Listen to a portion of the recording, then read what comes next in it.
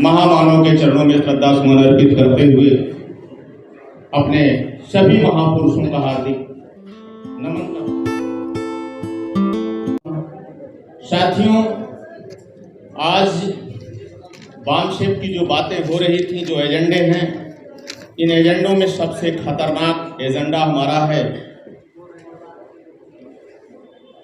मूल निवासी बहुजन समाज के ऊपर बढ़ते हुए अत्याचार। यह जो सांप्रदायिक ताकतें हैं, यह कहां से पैदा हो रही हैं, किस तरह से पैदा हो रही हैं, इस पर हमें अंकुश लगाने की आवश्यकता है। अभी दुआ जी ने बोला कि हमें पार्लियामेंट में भेजने की जरूरत है। साथियों, 131 लोग पार्लियामेंट में बैठे हैं, वो भी तो हमारे ही समाज के, हमारे बीच के हैं।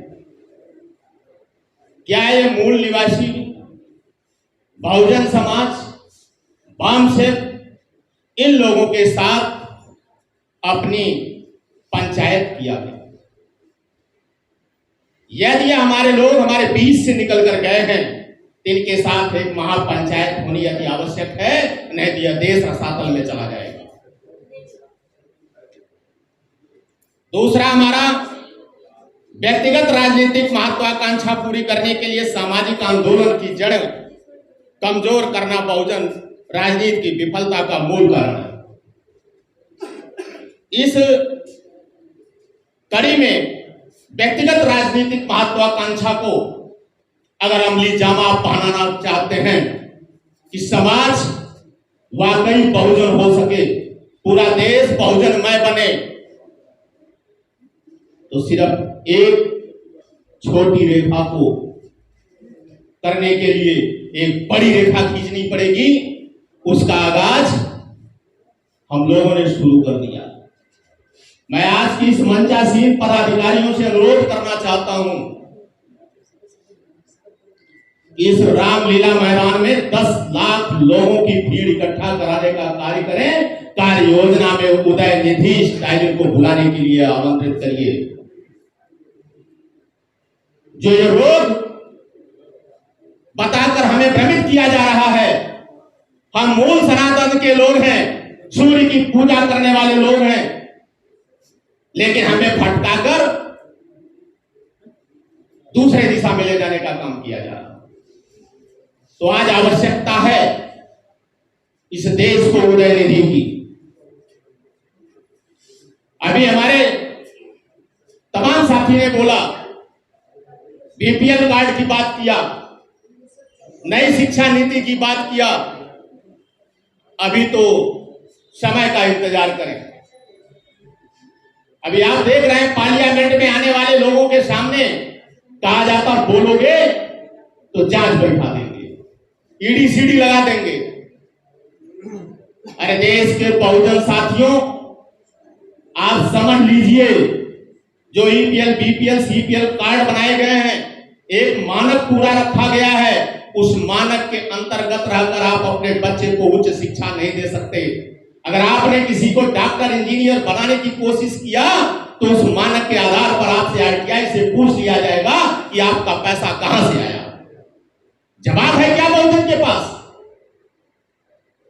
इसलिए यह आंख की पट्टी खोलिए और देश की उस सत्ता के गलियारे की तरफ कर दीजिए जहां बाबा साहब ने हाथ उठाकर बताया था, सत्ता के गलियारे में पहुंचो, तब तुम्हारा अधिकार प्राप्त होगा।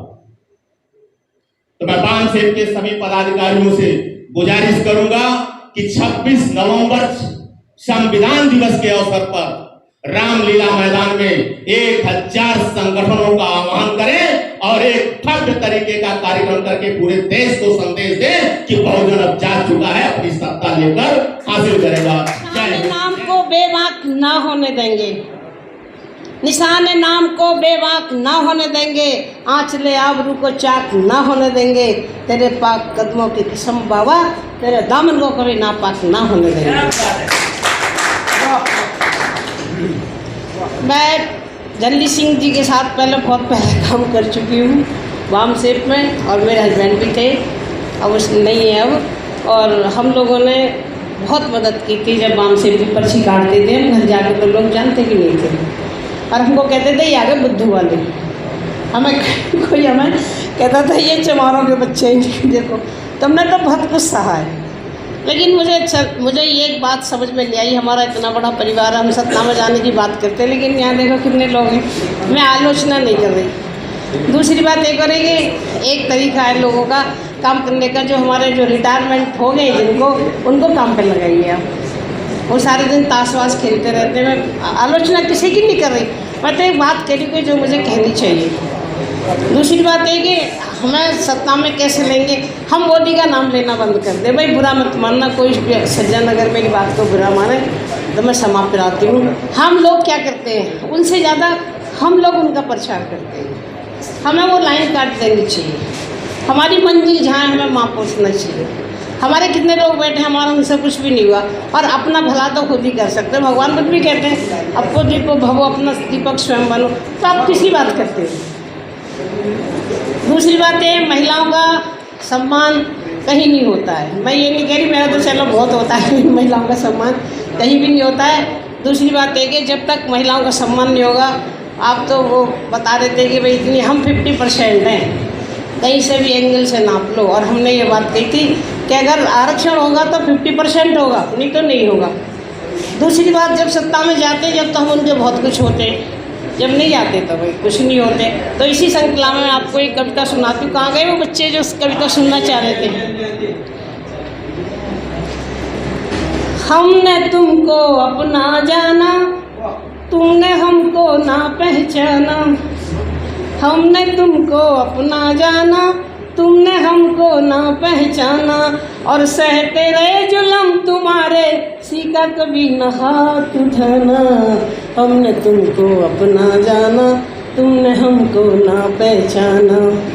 और कटी भुजा तुम रहे देखते, जली चिता तुम हाथ सेकते। कटी भुजा तुम रहे देखते, जली चिता तुम हाथ सेकते। अपने घर नीलाम हो गए, सीने लहू लुहान हो गए। और इतनी नफरत बरती हमसे, इतनी नफरत बरती हमसे, हमको समझा क्यों बेगाना। हमने तुमको अपना जाना, तुमने हमको ना पहचाना।